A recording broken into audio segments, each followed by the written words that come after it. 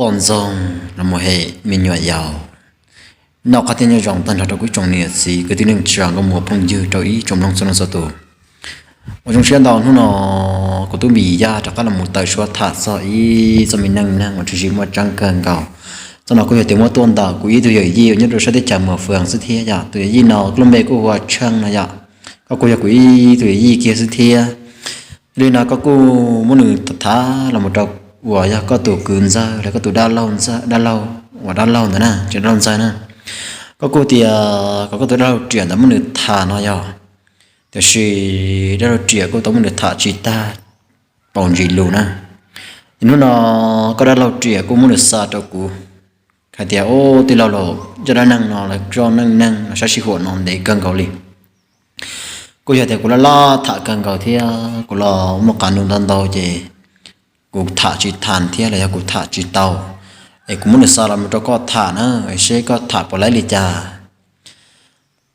thôi nên nó chỉ cho cô muốn được thả sáng suốt thả rồi bây giờ này cho gì cho mình phong dùm luôn cho đỡ tổng lòng sự thi lòng là chạy lòng nhông rồi lâu kê lọt thả tại kê lọt dễ rồi số hóa số chùa nó sự thi ấy giờ tôi muốn được thả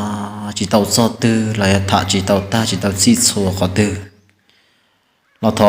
rồi nói gì nó đó cho quả tụ thả thế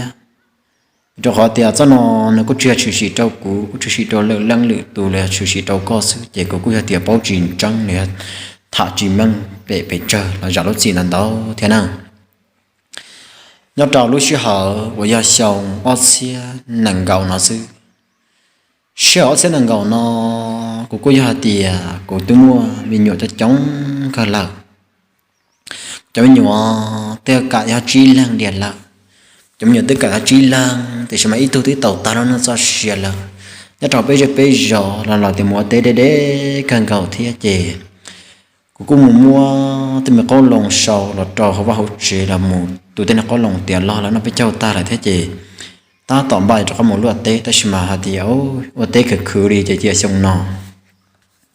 sau đó bọn nè trọi giờ mù chia là cho nè chơi rõ sẽ bỏ mua chơi nhà họ từ rõ thầu ta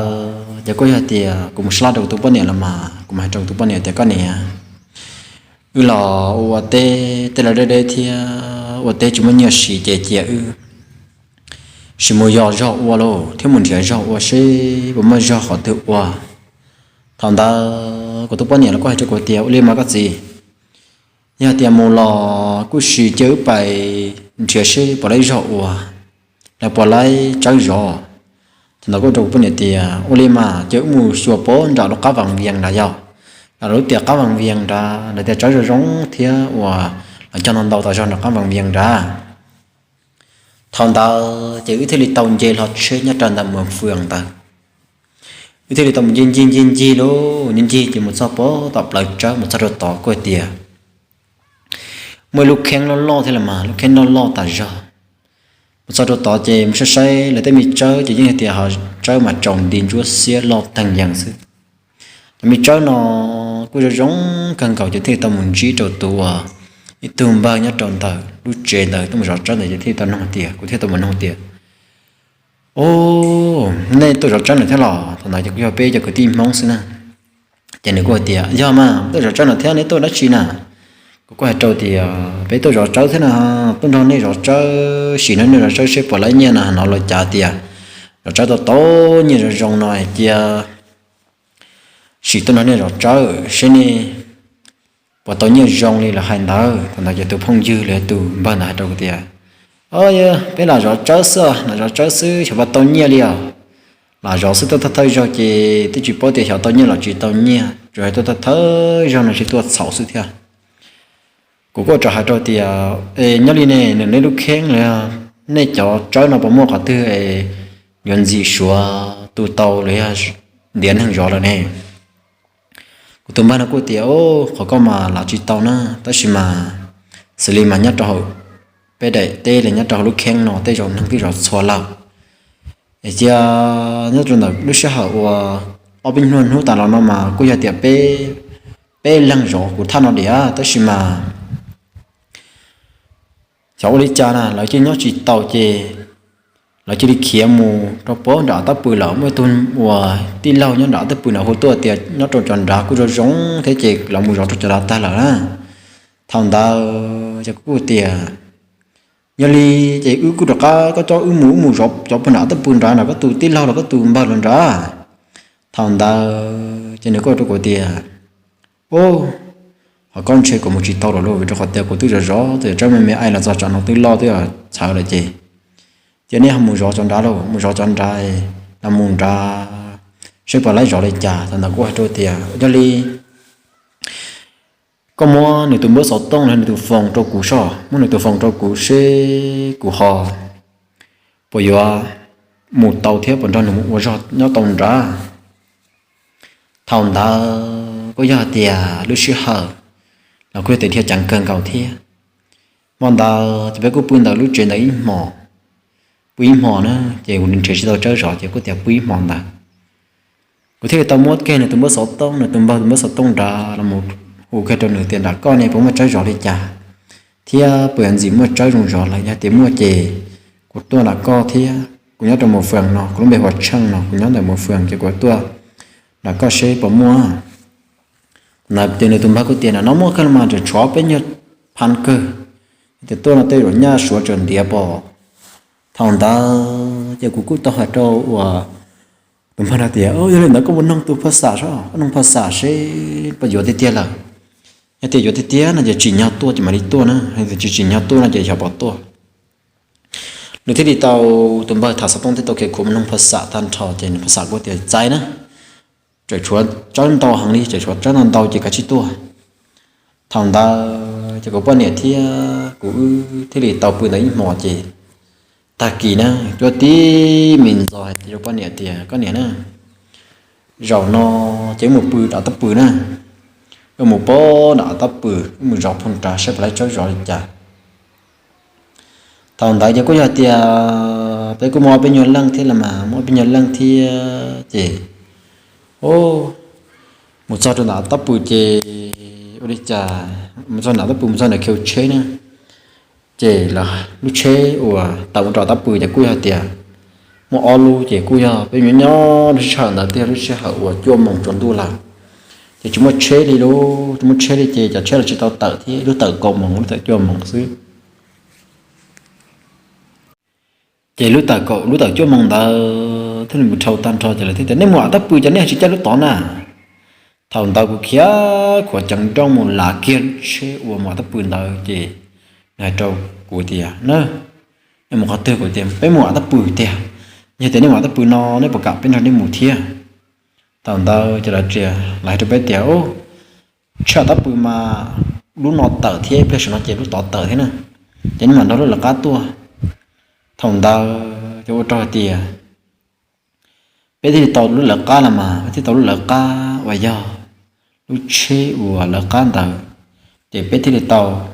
tao ít cái gió thì trên thế tập lại bây giờ tôi không cho rồi rồi bây thì tôi một chỉ bao tiền một đi trả một in họ thì sao cho tao bự chỉ nên nó thì sao để chập lại đi tôi xong tôi tao bự đó chỉ là tao thâu ở bên nhật nhẹ tẩy bông bông thì bây tôi mới rõ ít lúc khen chơi nữa nè tôi mới rõ rồi họ là trả theo chơi đó lấy như là chị thì tôi muốn đó nè một chiều sao là khen chơi chị bây giờ tôi nhớ in mình nhận gì mong là thì tàu sẽ tông cái trò tôi hẳn na thì bé tua là này nó tỏ bé nha thằng ta chỉ là tên của tiền nên một đã chịu thì ưu tiền với mù rõ trái là nó tiền lấy trái nó trái lấy như lịch thêm mù rõ trái ở sẽ nên một đã chịu mà là có thể bé mù rõ trái thì với mù rõ trái chỉ nên mù rõ học tư thì mù rõ đã đáp bươn là tiền trái nó tôi nó học tư liền là thế tiền chơi là chỉ bé một ký lúc khen trái sữa mình đặt là chỉ tao đó họ co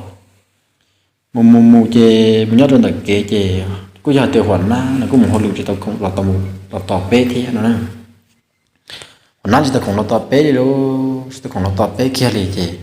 nhớ nên để tiêu thắt trò lên ta san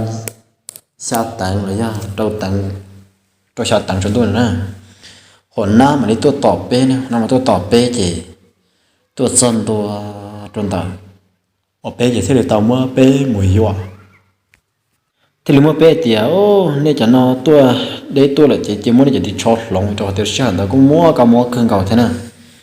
thì là thế thì tao mua để chỉ cho lòng tan cho lấy chia tan cho hồn na thế thì tao vừa tan cho mình thì cho chút chia lấy cho khẩu chút chia đầu bê tan cho bao tiền một trả thì cho chỉ năng ở bên nhà chè đi họ khâu lò năng ở bên xa thế nữa nhưng gặng thế chè số mà lúc bây thì xin mình nâng nó số thế giờ lúc nâng chập là thì số thì anh em cũng mua bả bây giờ bên mua lại là thế thì bây giờ số thì vi trả thế lấy này nhá họ bỏ mua số của hai bây tiền mua lại thế nhớ tỏ và khen tỏ chỉ tổng cả là đồ này sư tổng đã chỉ biết thấy tao mù trong đó tao mong đợi của đấy sư một số tao số chỉ mua và giờ hay thì chúng mới ít đây bảo võ là ít đây lấy bùa ít vì chọn nhau từ thằng đó luôn chúng mới bảo bùa tại chúng mới lấy bùa thì chúng mới bảo võ thì biết bùi tí giống tí mình mà chỉ mới nâng nó giống mà thế chơi chống chạp là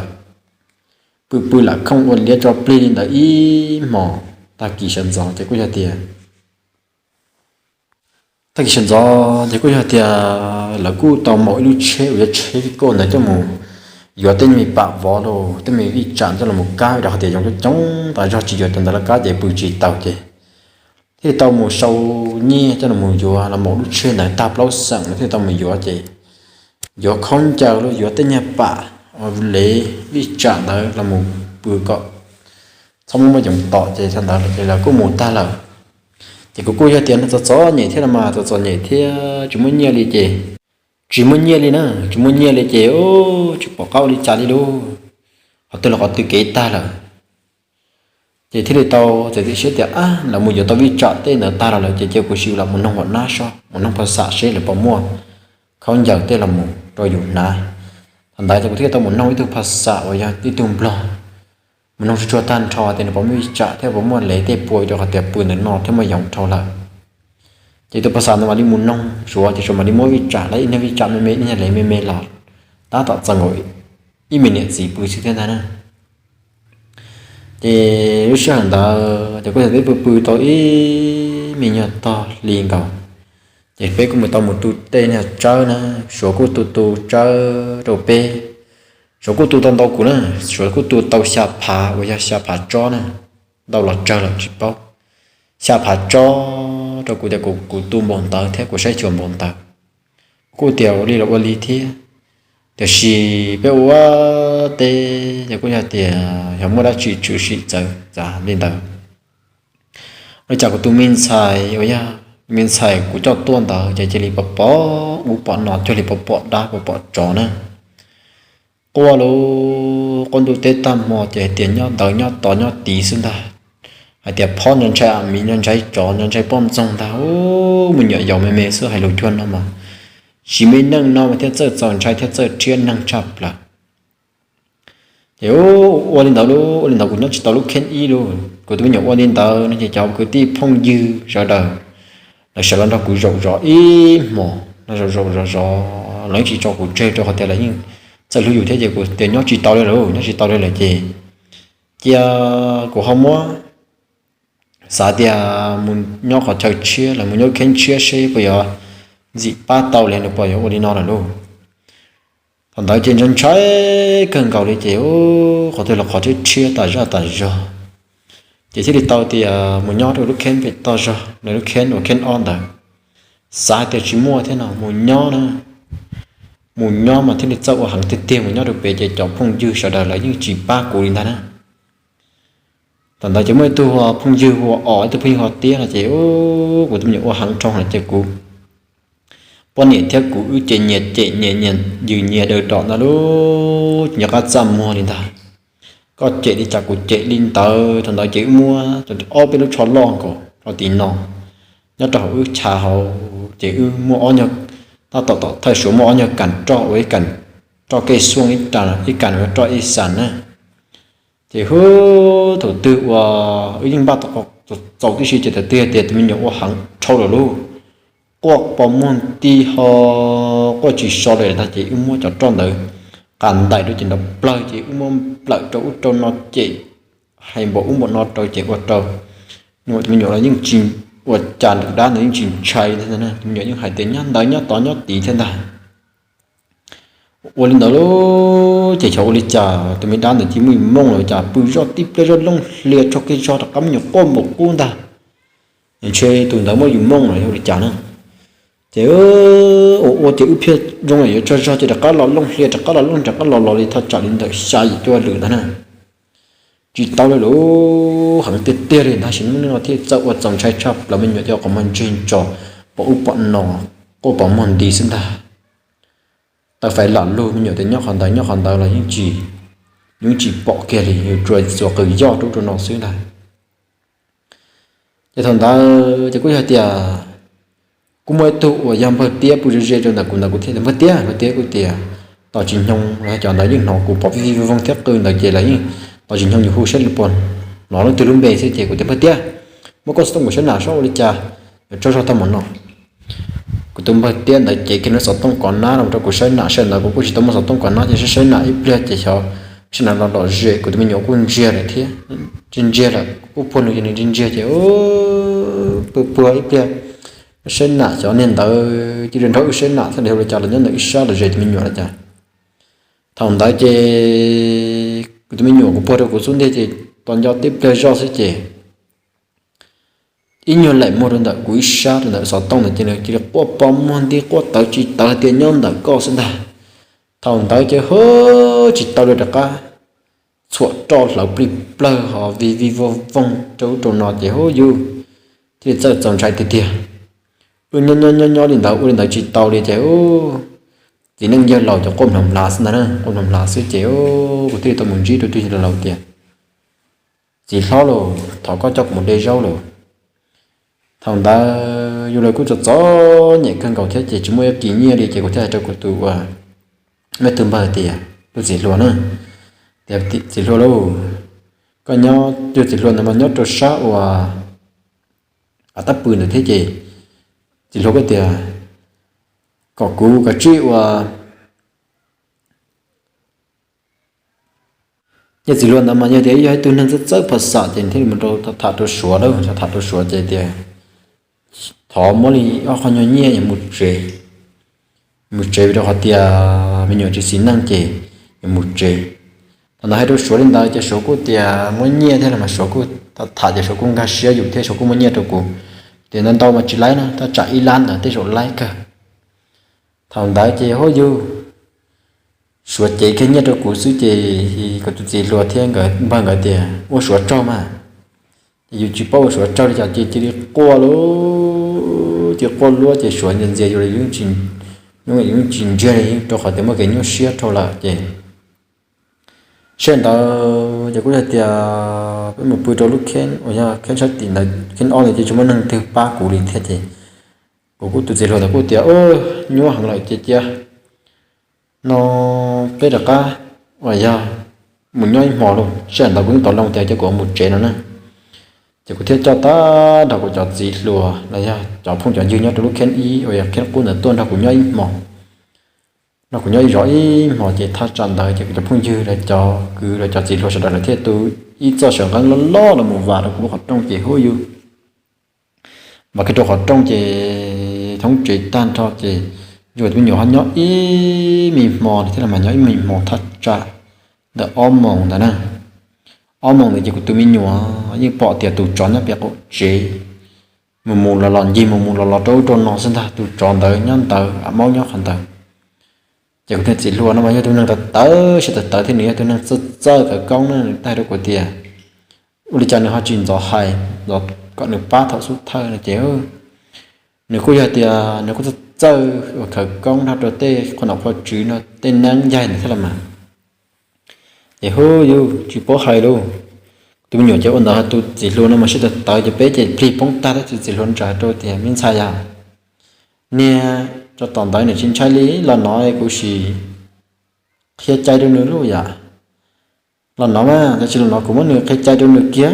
còn nước to ghé nữa cho toàn nó nè tại một phê tam bảo lý là nó mới toàn tới chỉ phê tụi chỉ là phê gì đôi đỏ lên tới nữa dù ít phê thật chọn ít sum mông đó rồi sum mông thì mình nhỏ hàng đi ruộng qua chị không là từ chỉ lùa xuống đây sẽ chỉ từ chỉ lùa hay chỉ tao nó chẳng nó chỉ rồi đi chợ là nhưng chỉ tao là tụi mình nhớ chỉ từ tròn là muốn đi chợ là ní bọn này là con sông muốn chợ ní bọn đó nè thì đứng trên trống rồi đứng trên trống thì con sông là muốn là lọt thì hơi dơ chỉ tao ruột từ con sông là từ tròn tới phía là sâu nữa là thá nữa thì nên chạy tại cho nó nữa nên chạy cô tại cho thì từ chỉ lùa thì tao thì nó chỉ lâu muốn đi tê triệt rồi nó rồi tê này lâu cũng no là tụi sau là trong nó có ta thì tao mua thì tên này triệt rồi nó rồi tên này không là sau trong đó có trong tan trò tu cái đường rồi tao rồi có trong tiếng mình sai cho tuần sai là rồi nó cũng bua chỉ mới tuần sai bua kia nữa này cho tuần sai bua kia chịu cái công được cho nè triệt rồi lâu nữa chỉ hai lù xúa xin nữa hai cái công gì bọn của liệt thì dù hai lù thái thì hai lù xúa xin là chỉ bôi lò lên là như đầu đỏ cho đầu đá xin nữa hẳn luôn thằng đó hẳn chỉ đuôi mềm chỉ của giờ ta chẳng mua tay triệt để chụp để chẳng sợ ý chăm bụi theo đó triệt đó rồi sinh bùa nắm biên cho tôi tuần tới chưa rồi chỉ trả đấy rồi nè chỉ trả đấy rồi gì thì chỉ cần thôi chứ cô chỉ là chỉ thế chỉ cần thôi là chúng ta chỉ là thế chỉ là một chuyện chỉ có tụi mình xài này thì trời thì giờ trời nó mù xuống ta cho họ tiền như thế này gì cái lò đi trà này uy ba chỉ tao nữa trên nửa bỏ tụi nó trong trái đó trên nửa ba tao tụi nó ba tao nữa trên nửa